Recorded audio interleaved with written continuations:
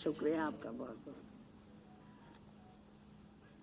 आप सभी मीडिया बंधुओं को वे आपके माध्यम से पूरे देशवासियों को तथा बीएसपी के सभी छोटे बड़े पदाधिकारियों, कार्यकर्ताओं एवं अपने शुभचिंतकों को भी नववर्ष सन 2024 की हार्दिक बधाई एवं शुभकामनाएं देती हूँ। साथ ही कुदरत से ये भी कामना करती हूँ कि ये नववर्ष सभी की जिंदगी में अपार तरक्की व खुशहाली लाए तथा आए दिन नई नई आ रही बीमारियों के प्रकोप से भी जरूर बचाए। वैसे मेरे जन्मदिन को लेकर आप लोग ये अवगत हैं कि नव वर्ष के पहले महीने में ही अर्थात आज के ही दिन दिनांक 15 जनवरी को पूरे देश भर में बीएसपी पार्टी व मूवमेंट से किसी न किसी रूप में जुड़े लोग मेरा जन्मदिन विशेषकर जन कल्याणकारी दिवस के रूप में ही मनाते हैं और वे इस वर्ष आज भी उसी मिशनरी भावना व सोच के तहत ही मेरा जन्मदिन मना रहे हैं। पूरे देश भर में मेरा जन्मदिन मना रहे हैं। उसके लिए मैं उन सभी लोगों का व अपने शुभ चिंतकों का भी हार्दिक दिल से आभार प्रकट करती हूँ।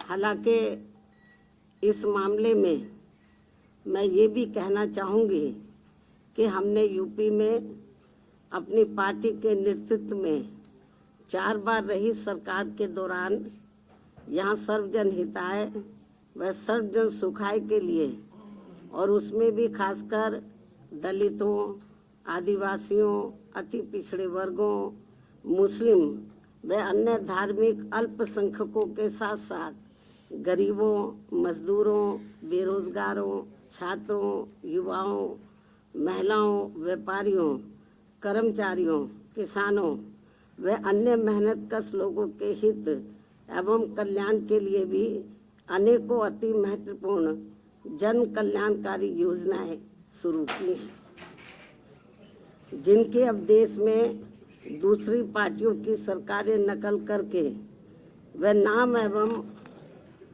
थोड़ा स्वरूप आदि बदलकर भुनाने में लगी हैं, किंतु उनकी जातिवादी, पूंजीवादी, संकीर्ण व सांप्रदायिक सोच होने की वजह से उनका इन्हें सही से पूरा लाभ नहीं मिल पा रहा है और अब तो इनको केंद्र व राज्यों की सरकारों द्वारा गरीबी, बेरोजगारी व महंगाई आदि से मुक्ति दिलाने की बजाय तथा रोटी रोजी व रोजगार के भी साधन उपलब्ध कराने की गारंटी देने की बजाय इन्हें फ्री में थोड़ा सा राशन आदि देकर अपना गुलाम व लाचार एवं मोहताज और बनाया हुआ है।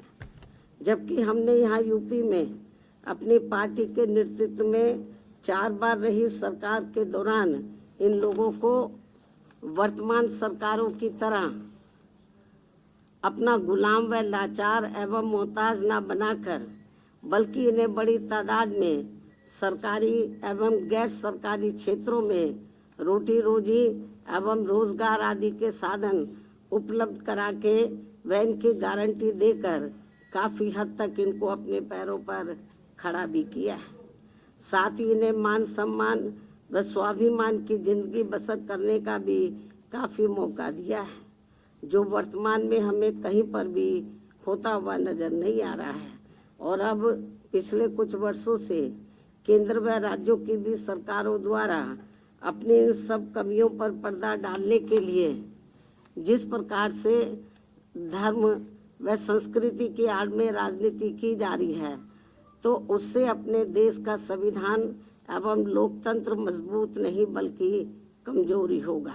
ऐसी स्थिति में आज मैं अपने जन्मदिन के खास मौके पर व मीडिया के जरिए इन सभी दुखी एवं पीड़ित लोगों से व विशेषकर बहुजन समाज के सभी वर्गों से अर्थात दलितों, आदिवासियों, अति पिछड़े वर्गों, मुस्लिम व अन्य धार्मिक अल्पसंख्यक समाज के लोगों से ये कहना चाहूँगी कि वे अपनी रोटी रोजी व रोजगार आदि के लिए तथा मान सम्मान एवं स्वाभिमान की जिंदगी बसर करने व अपनी वर्तमान एवं आगे आने वाली पीढ़ी की बेहतरी के लिए भी अपने संतों, गुरुओं व महापुरुषों में भी खासकर महात्मा ज्योतिबा फूले, श्री छत्रपति शाहू जी महाराज, श्री नारायण गुरु, परम पूज्य बाबा साहब डॉक्टर भीमराव अंबेडकर एवं मान्यवर श्री कांशीराम जी आदि के बताए हुए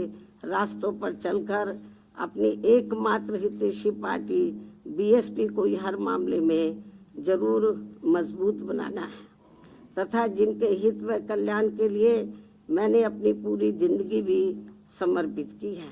साथ ही केंद्र व राज्यों की भी सत्ता खुद अपने हाथों में लेकर बाबा साहब डॉक्टर भीमराव अंबेडकर द्वारा निर्मित संविधान में दिए गए संवैधानिक कानूनी अधिकारों का भी सही से पूरा लाभ लें, तभी फिर वास्तव में इन वर्गों के लोग अपनी खुशहाल जिंदगी व्यतीत कर सकते हैं।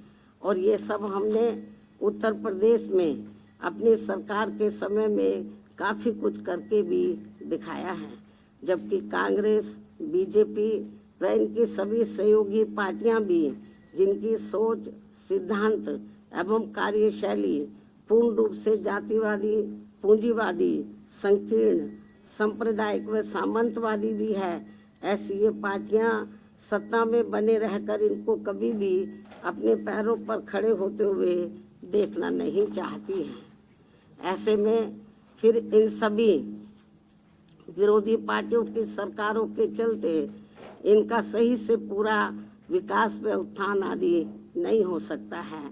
इतना ही नहीं बल्कि देश में SC, ST व OBC वर्गों के लोगों को सरकारी नौकरियों एवं अन्य और क्षेत्रों में भी आरक्षण दिए जाने की संविधान में जो व्यवस्था की गई है, तो उनका भी अब इन विरोधी पार्टियों की रही सरकारों में इन्हें पूरा लाभ नहीं मिल पा रहा है तथा अन्य और मामलों में भी इनकी लगभग यही खराब व दयनीय स्थिति बनी हुई है।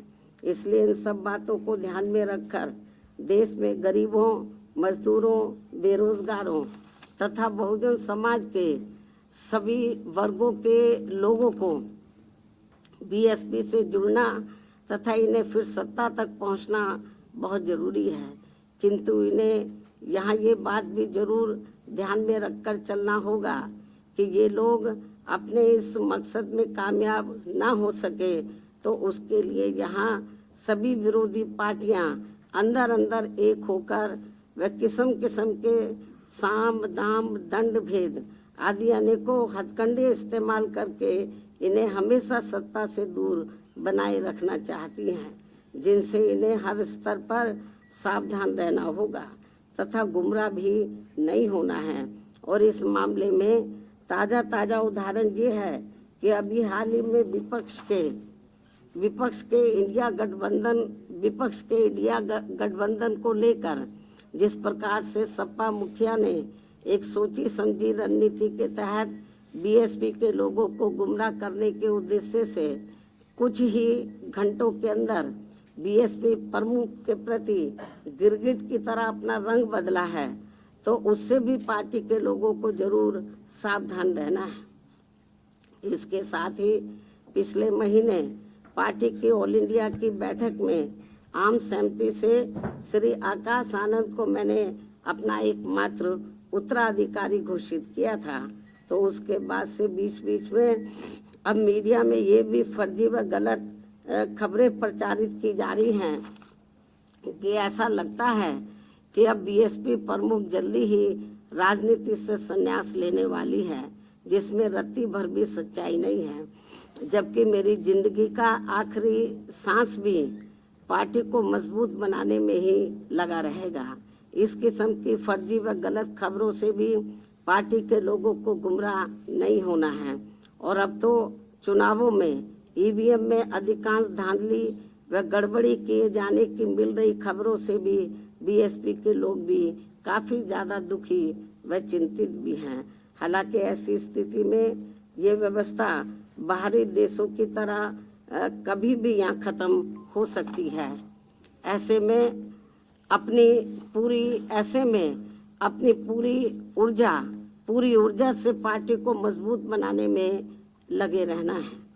अपनी पार्टी के लोगों को ऐसे में अपनी पूरी ऊर्जा से पार्टी को मजबूत बनाने में लगे रहना है।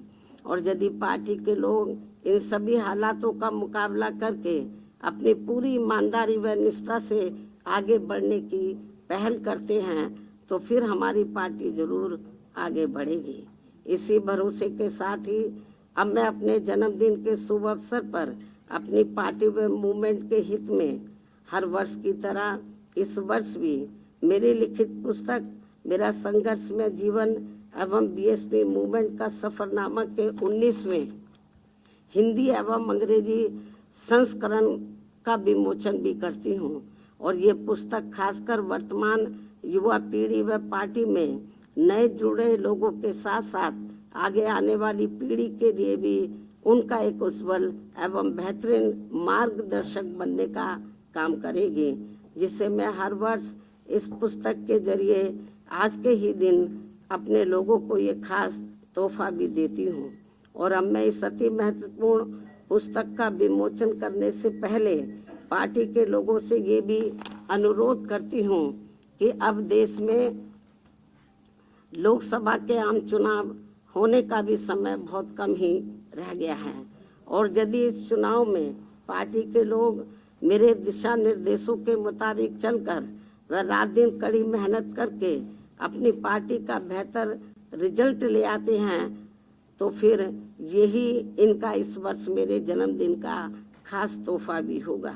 वैसे मुझे पूरी उम्मीद है कि पार्टी के सभी लोग अपने तन मन धन की पूरी ऊर्जा, शक्ति, एकजुटता तथा आपसी भाईचारे के साथ मिलकर लोकसभा का ये आम चुनाव पूरी दमदारी के साथ ही लड़ेंगे और केंद्र की सत्ता में अपनी प्रभावी भागीदारी भी सुनिश्चित करेंगे। इसके साथ ही इस चुनाव को लेकर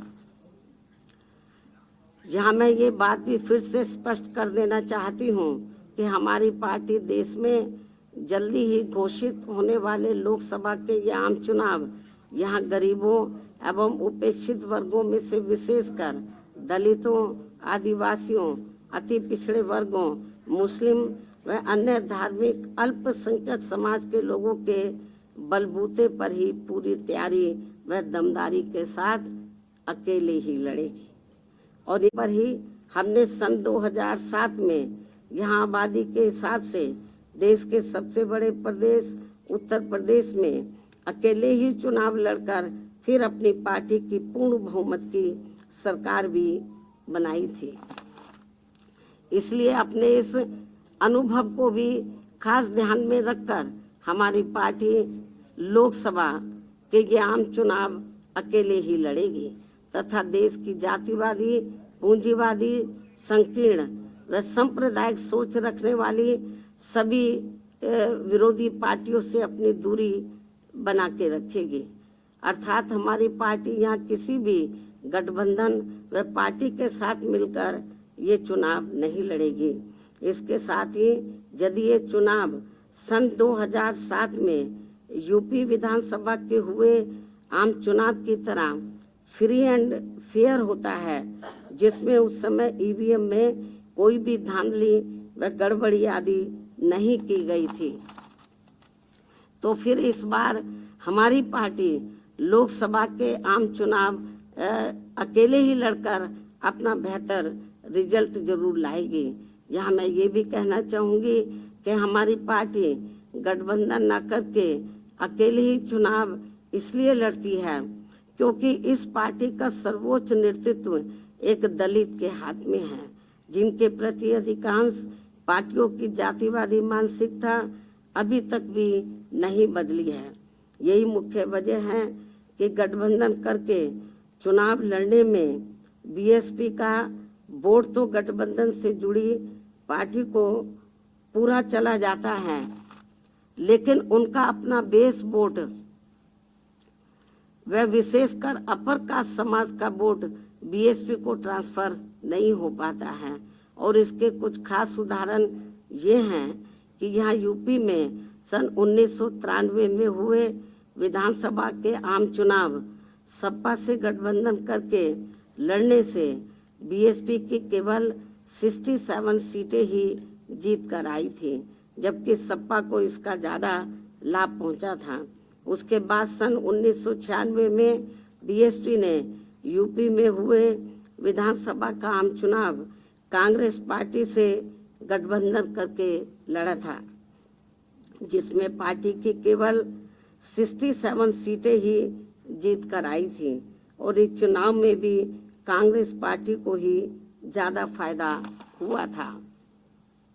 तो तब फिर बीएसपी ने यहाँ सन 2002 में विधानसभा के हुए आम चुनाव अकेले ही लड़ा था, जिसमें पार्टी की पहली बार यहाँ 67 से बढ़कर लगभग 100 सीटें जीत कर आई थी, जिसमें 2 हमारे विधायक सिंबल ना मिलने की वजह से समय से इंडिपेंडेंट जीत कर आए थे।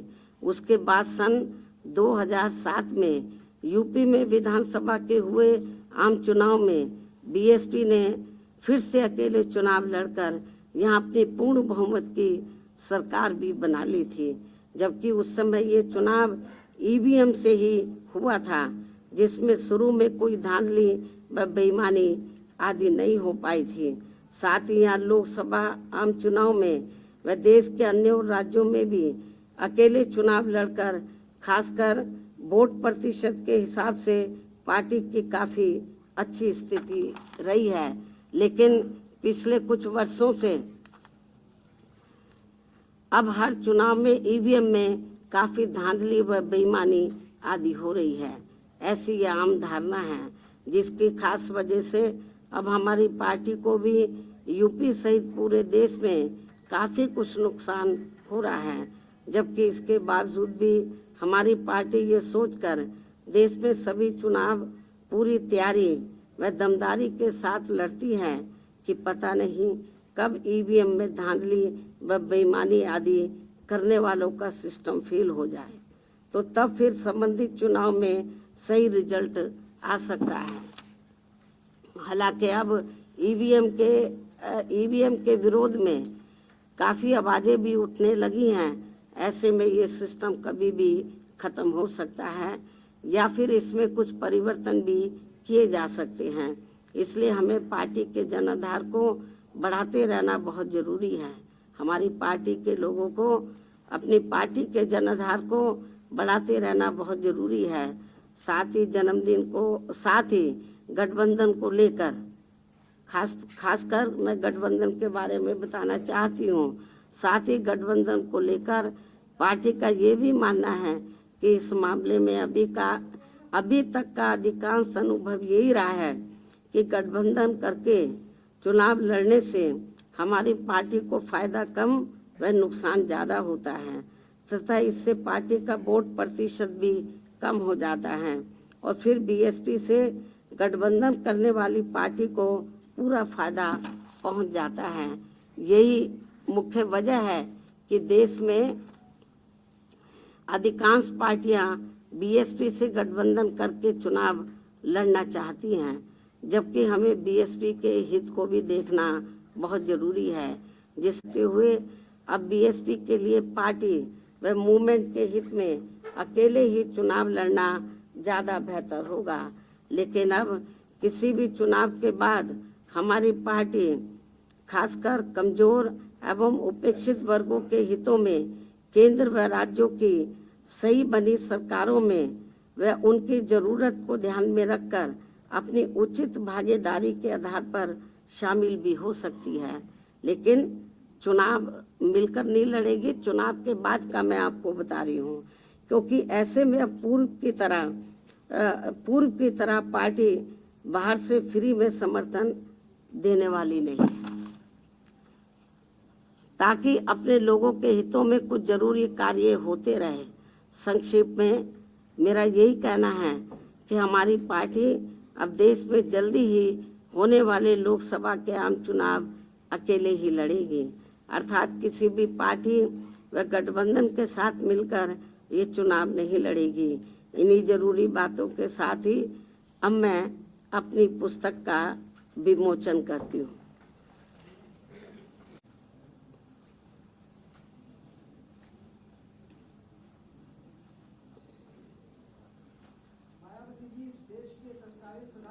पहले ये काम तो हो जाने दो।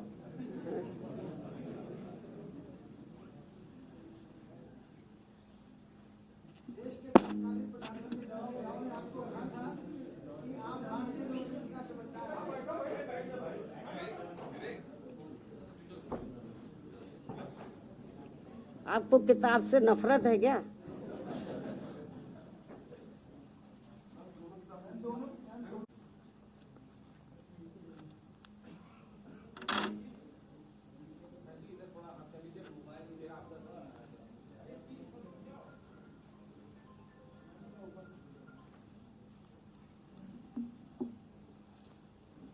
से मेरे जन्मदिन का केक आदि लेने का आग्रह करते हुए अपनी बात यहीं समाप्त करती हूँ। यदि आपके कुछ सवाल हैं तो आप पूछ सकते हैं, वरना मैं आपसे यही रजा लेती हूँ। धन्यवाद। जय भीम व जय भारत।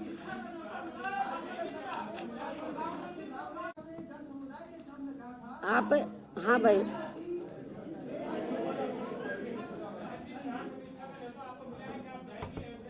आप एक ही सवाल पूछ लो पहले।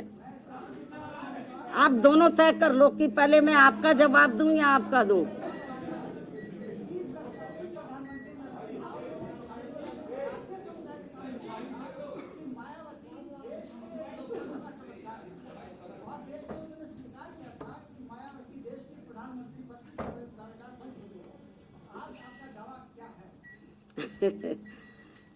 उनकी सोच का मैं स्वागत करती हूँ।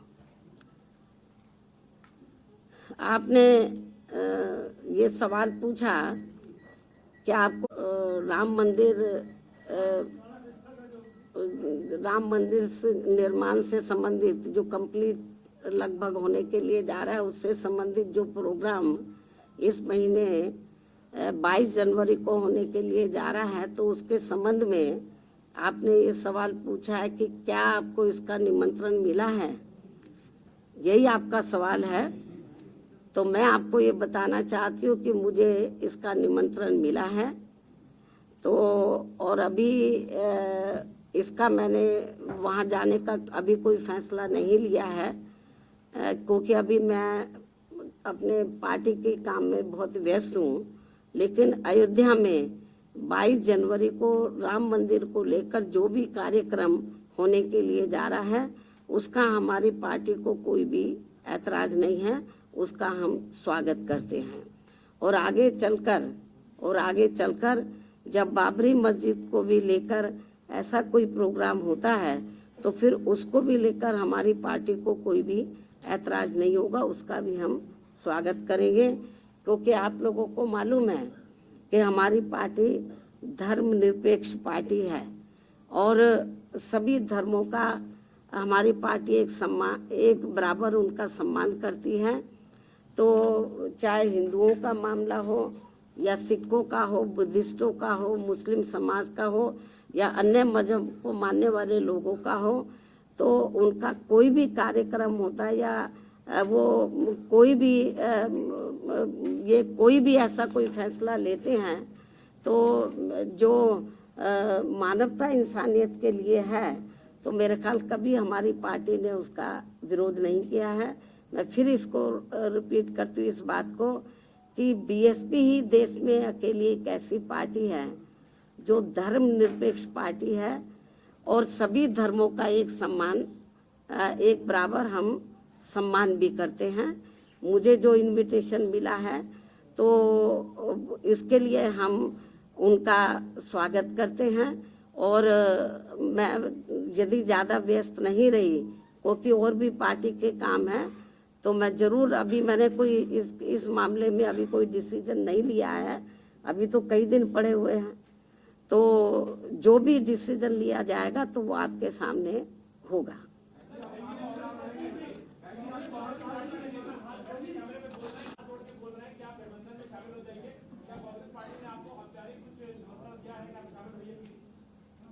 नहीं, क्या कहना चाहते हैं आप?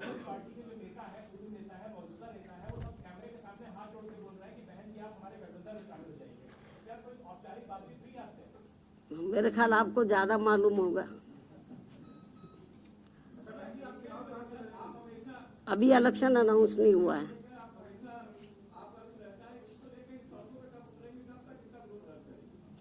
जरूरी है सड़कों पे उतरना। काम करने के अपने तौर तरीके होते हैं, हर पार्टी के अपने तौर तरीके होते हैं। कांग्रेस का अपना तौर तरीका अलग है, बीजेपी का अपना है, हमारी पार्टी का अपना अलग तौर तरीका। हमारी पार्टी एक कैडर बेस्ड पार्टी है। शायद आपको मालूम नहीं है कि पूरे देश में इस समय हमारी पार्टी के छोटे छोटे कैडर कैंप चल रहे हैं। अकेले यूपी में नहीं, देश के अन्य राज्यों में भी। और बंद जगह पे वो कैडर कैंप होते हैं जिसमें पार्टी और मूवमेंट के बारे में उनको डिटेल में बताया जाता है। तो जरूरी नहीं है हम हाउ हल्ला करें जैसे दूसरी अपनी पार्टी के अपने अपने तौर तरीके हैं। हमें दूसरी पार्टियों की नकल नहीं करनी है। हमारा जो अपना एक सिस्टम है काम करने का, उसके हिसाब से हम लोग चलते हैं।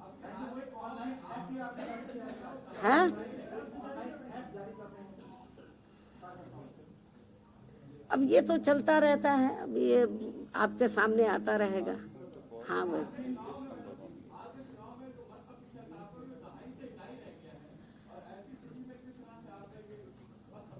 राजनीति में उतार चढ़ाव आते रहते हैं।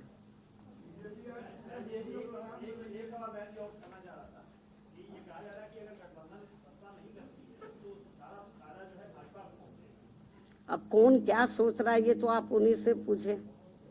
लेकिन मुझे तो ऐसा लगता है कि ये लोग जितना कांग्रेस बीजेपी वाले ये लोग चुनाव लड़ेंगे मजबूती से, तो आपको मालूम है कि इनका अपर कास्ट का वोट हमको मिलने वाला तो है नहीं। इनका बढ़ जाएगा, बीएसपी को फायदा भी हो सकता है।